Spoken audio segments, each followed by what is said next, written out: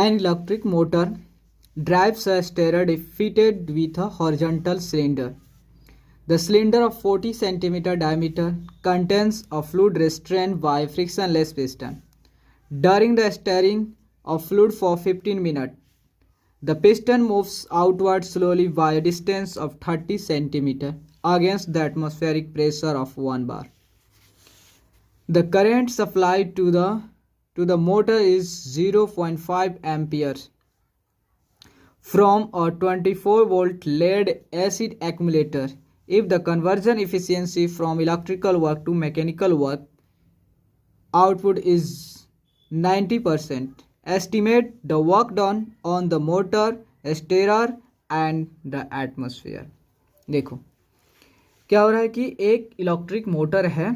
देखो सबसे पहले मैं बता दे रहा हूँ, क्वेश्चन कर रहा है कि मान लो यह आपका सपोज एक यह सिलेंडर है, ठीक है, और ये सिलेंडर में आपका पिस्टन्स लगा हुआ है, पिस्टन और सिलेंडर का अरेंजमेंट है, ठीक है, और इसमें आपका एक स्टेरर डिवाइस को लगाया गया है और इस जो सिलेंडर है इसमें फ्लूइड्स फिल हुआ है और आपका जो पिस्टन है एकदम अपनी पोजीशन रेस्टेंट फ्रिक्शनलेस पिस्टन है जो कि आपको इस पोजीशन पे रेस्ट पे है।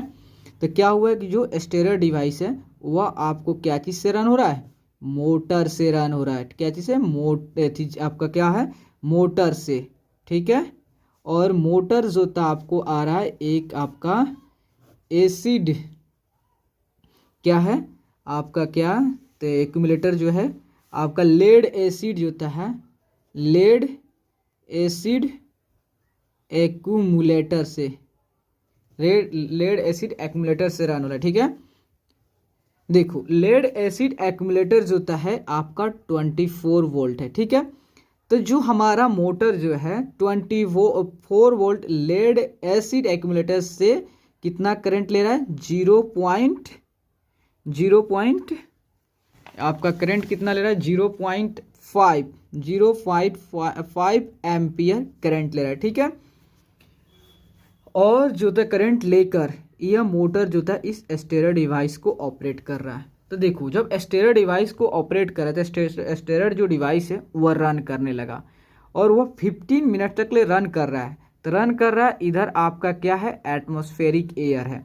तो क्या होगा, इसकी जो है फ्लूइड्स है तो फ्लूइड्स की काइनेटिक एनर्जी इंक्रीज होगा। जब काइनेटिक एनर्जी इंक्रीज होगा तो मीन्स उस पर इस पिस्टन पे फोर्स लगना शुरू हो जाएगा, मतलब प्रेशर लगना चाहिए। जब प्रेशर लगने लगेगा तो यह क्या होगा, आपका पिस्टन का होगा, मूव करेगा फॉरवर्ड आगे की तरफ। अब मूव करते करते आके यहाँ पे आते हुए जब दोनों का प्रेशर, एटमॉस्फेरिक प्रेशर एंड इसमें का प्रेशर सेम हो जाएगा तो आपको यहाँ पे आके यह रुक जाएगा। जो कि कितना डिस्प्लेस किया, आपको जो डिस्प्लेस किया यह 0.30 मीटर। अब इसको मीटर मैंने कन्वर्ट कर दिया, 30 सेंटीमीटर को आपको 100 से डिवाइड करेंगे तो 0.30 मीटर होंगे। और यह आपका सिलेंडर, आपको जो पिस्टन है और पिस्टन की जो डायमीटर है आपका 0.40 मीटर है, ठीक है। तो मुझसे पूछ रहा है, और देखो एक और पूछ रहा है, एक और चीज़ बोल रहा है कि conversion efficiency from electrical work to mechanical work output is 90%। मतलब जो इलेक्ट्रिकल वर्क से मैकेनिकल वर्क में जो कन्वर्जन है वो 90% है।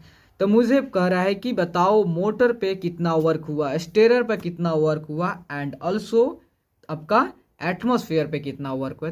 3 आपको बताना, 3 आपको 3 का वर्क डन। देखो सबसे पहले मैं वर्क डन ऑन मोटर पे कंसीडर कर रहा हूँ। तो देखो वर्क डन ऑन मोटर पे सबसे पहले जो है तो मोटर पे वर्क जो आ रहा है, करंट इसमें मोटर पे आ रहा है तो वर्क इजकल टू आपका होता है V इंटू क्यू होता है। लेकिन हमको करंट दिया है तो हमने क्या करें, वर्क पावर निकालेंगे, वर्क डन पर सेकेंड, ठीक है।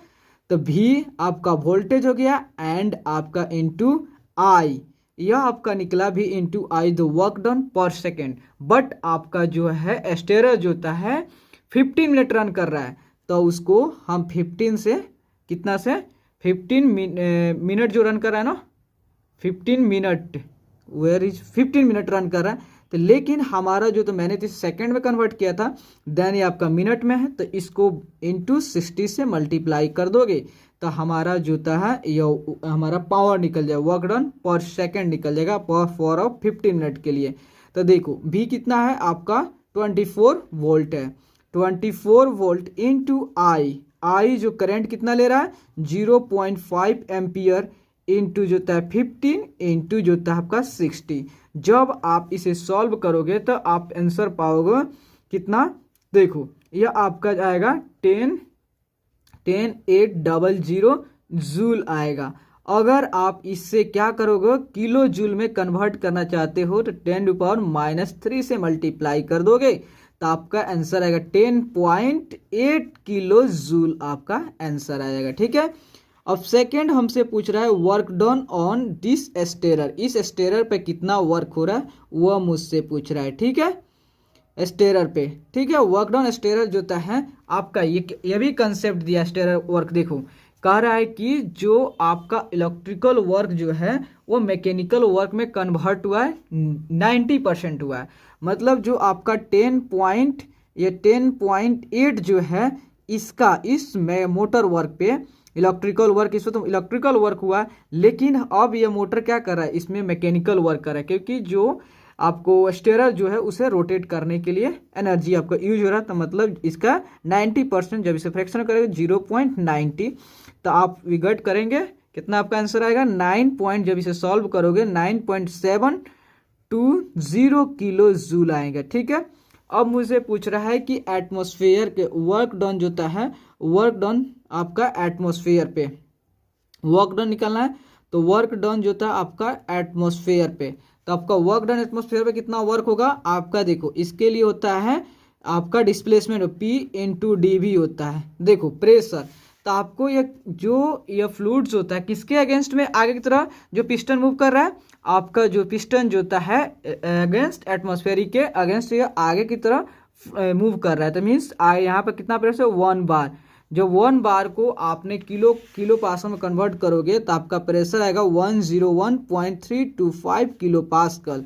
और आपका डीवी मतलब वॉल्यूम, चेंज इन वॉल्यूम तो आपका यही है, लेकिन इस आपका चेंज इन वॉल्यूम तो यही है, तो आप वॉल्यूम के लिए सबसे पहले पिस्टन की एरिया लिखोगे, क्योंकि ये वॉल्यूम के लिए मतलब पिस्टन जो था आपका सिलेंड्रिकल होता है, तो सिलेंड्रिकल की जो सर्कल के एरिया इंटू जितना हाइट तक आगे जाते हो इंटू मल्टीप्लाई कर दोगे तो आपका वॉल्यूम कैलकुलेट कर लोगे। तो π/4 इंटू d², डी कितना दिया आपको 0.40 का स्क्वायर इंटू लेंथ कितना आगे तरह मूव कर रहा है आपका पिस्टन 0.30, क्योंकि पिस्टन डिस्प्लेसमेंट वर्क हो रहा है यहाँ पे।